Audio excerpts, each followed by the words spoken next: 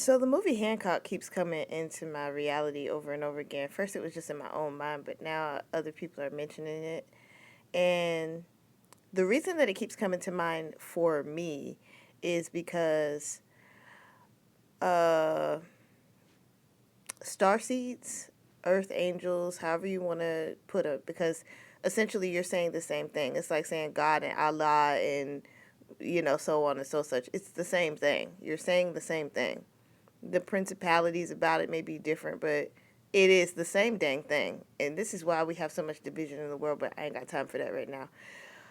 The reason the movie keeps coming up is because the premise of that movie is exactly the same for Chosen Ones, right?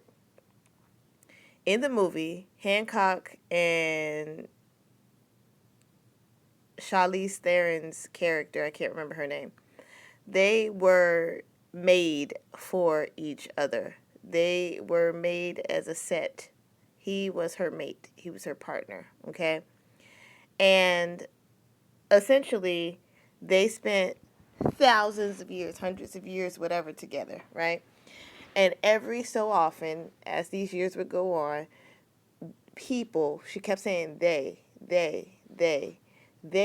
would come and find them and do their best to kill them, right? But they were immortal. They couldn't die. The only thing that could kill them was their love for one another. When they were around each other, they would get weaker, and that weakness came from vulnerability. They were each other's weakness, okay?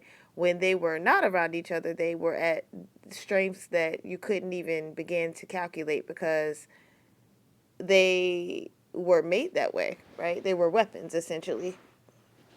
They were God's contingency plan to ensure that there would always be humans here on the world in the world, right? Obviously the movie didn't go into that many dynamics, but that's pretty much what was happening.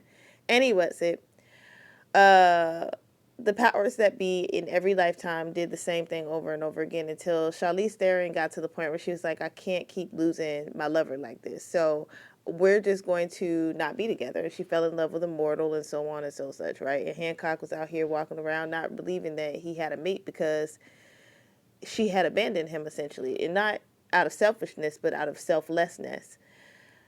Chosen ones are exactly the same.